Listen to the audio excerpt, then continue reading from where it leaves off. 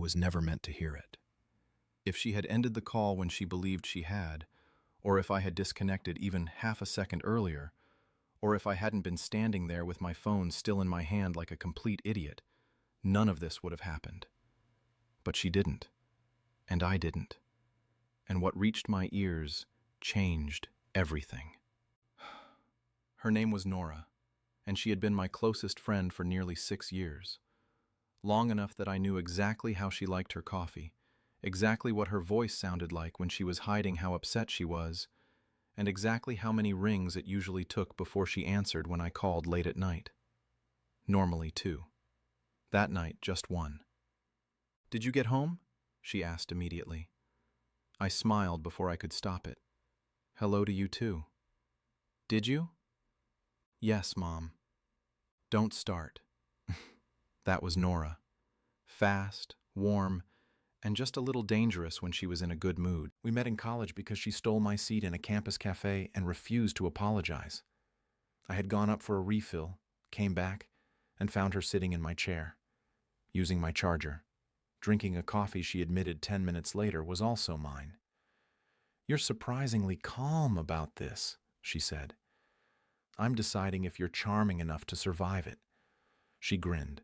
"I usually am." She was right. After that, we became the kind of friends people constantly misunderstood. Late-night food runs, movie marathons that turned into debates, phone calls on bad days, phone calls on good days, phone calls when nothing was wrong, and one of us just didn't want to be alone. People always assumed there was something more. We always said there wasn't.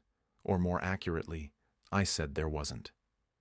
Nora usually just smiled in that unreadable way of hers and let people think whatever they wanted. That should have told me something. So should the way she always went quiet when I mentioned dating someone. Or how every relationship I tried felt temporary in a way Nora never did. But some people become such a permanent part of your life that you stop asking what they really mean because the answer feels too big to deal with. So I didn't ask. I just called her when I got home after a terrible date with a girl named Elise, who had spent most of dinner checking her reflection in the back of a spoon. "That bad?" Nora asked when I finished explaining. She asked me if I think emotional availability is genetic. "That is an actual sentence someone said to you?" She was serious. Nora laughed, soft, bright, and familiar enough to make the whole day feel lighter. "Please tell me you at least got decent pasta out of it." "I paid $28 to be psychologically analyzed over linguine." "That's on you." "I was trying to be open-minded." "You were trying to be politely stupid." "Also true." I could hear her moving around her apartment while we talked. Cabinet doors opening, water running, the quiet hum of her kettle. It felt like such a normal call. That was the strange part. So normal that I almost missed the way she kept going quiet whenever I brought up Elise again. "You know," I said, slipping off my shoes by the door, "I think I'm officially done with dating apps."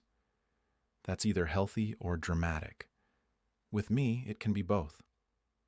I laughed and leaned against the kitchen counter. "What would I do without you?" The line went quiet, not completely silent, just that slight pause that meant something landed deeper than expected.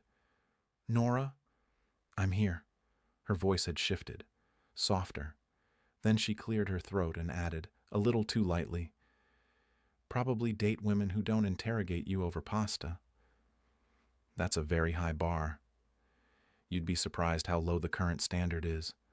I smiled. "Good night, Nora." "Good night." I pulled the phone away from my ear and was just about to hang up when I heard it. Not silence. Her voice. Fainter now, slightly distant, like she had set the phone down without realizing the call was still active. At first, I only caught fragments. "Yeah. Just got home." Then another voice. Female. Quiet through the speaker. Chloe, I assumed. Then Nora again. Clearer this time. "No, I know," she said, sounding tired in a way she never sounded with me. "That's exactly the problem." I froze. Chloe said something too muffled to understand. Then Nora let out a breath that sounded dangerously close to frustration. "I don't know what else to do. she said. "He calls me after every bad date like I'm supposed to help him find the right girl. And I just sit there pretending that's normal." Something in my chest tightened. I should have hung up. I know that. I didn't. Because by then, I already knew, somehow, that whatever came next would divide my life into before and after. Chloe said something again, sharper this time. And then Nora, in a voice so raw it barely sounded like her, said, "I'm in love with him. Chloe, I have been for a long time, and I don't know how much longer I can keep acting like being his best friend is enough." I said her name before I even realized I was going to. Nora. Silence. Not the comfortable kind we were used to. This one felt sharp, exposed, like everything had suddenly become fragile enough to break if either of us moved the wrong way. Then I heard movement on her end. Fast. Panicked. When she spoke again, her voice was small in a way I had never heard before. "You were still there." Not a question. I closed my eyes for a second. Yeah. The silence that followed was worse. Not because it was angry, because it wasn't. It was mortified. Nora, who could argue with professors, charm waiters into fixing orders that weren't even wrong, and walk into any room as if she owned it, had gone completely quiet. "I can explain," she said finally. Even she seemed to know how pointless that sounded the moment she said it. "You don't have to explain." "That's easy for you to say." "No," I said quietly. "It's really not." Another pause. Then, softer. "I didn't mean for you to hear that." "I know. And now everything's weird." That made something inside me click into place. Because no part of me wanted this to become just another almost conversation we avoided and buried. "Nora." "What?" "Don't decide that for me."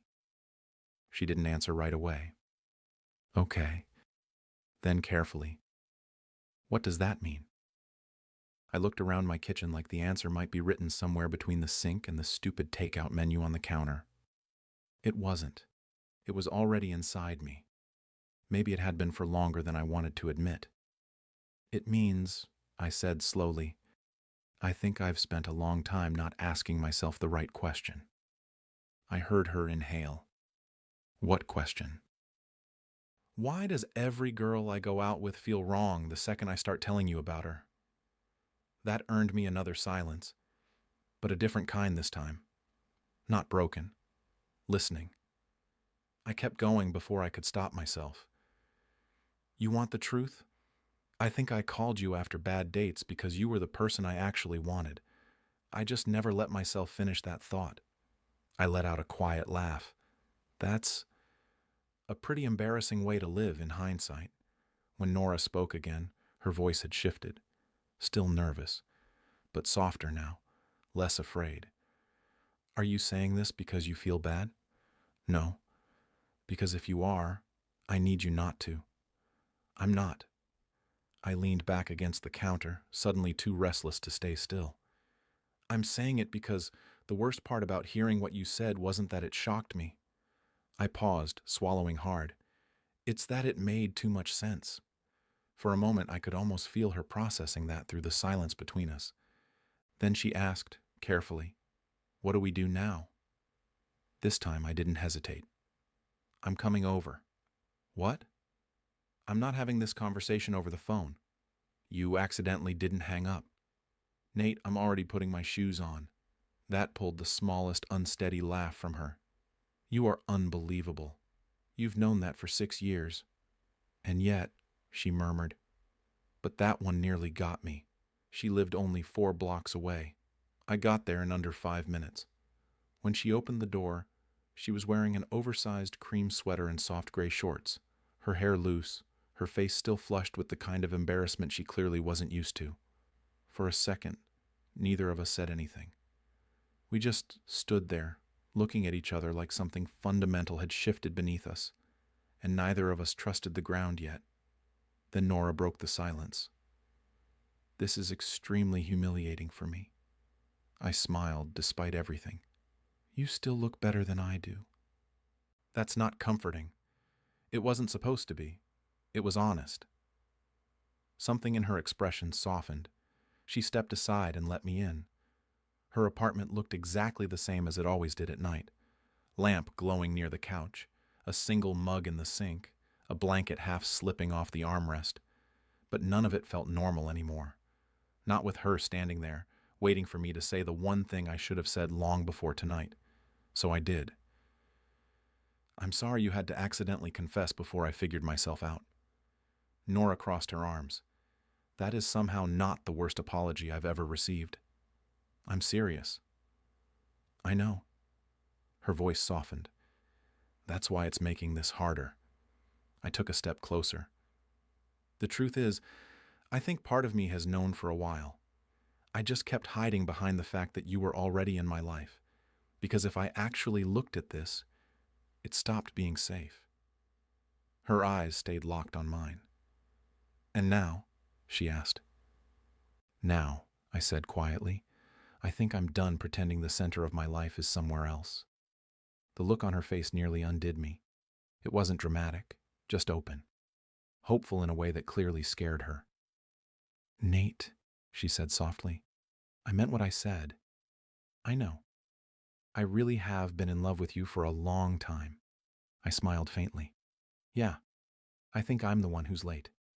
That finally made her laugh. Soft, warm, relieved. And once she laughed, everything felt easier. Not smaller, just clearer. I stepped closer until there was barely any space between us. "You want to hear the really pathetic part?" I asked. She raised an eyebrow. "Always. I think every time I called you after a bad date, I was basically checking in with the person I actually wanted to be with." Nora stared at me for a second. Then she covered her mouth and laughed, like she couldn't quite believe she was allowed to feel this happy. "That," she whispered, "is an unfairly good answer." I panicked and got honest. "It's working." Slowly, I lifted a hand to her cheek, giving her time to pull away. She didn't. So I kissed her. Soft at first. Careful. The kind of kiss that doesn't feel sudden, but inevitable. Like something both people have been circling for far too long before finally letting it happen.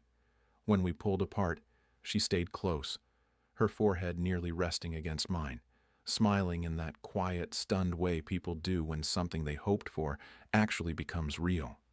"Well," she whispered, "that definitely changed everything." I laughed softly. "You're the one who forgot to hang up.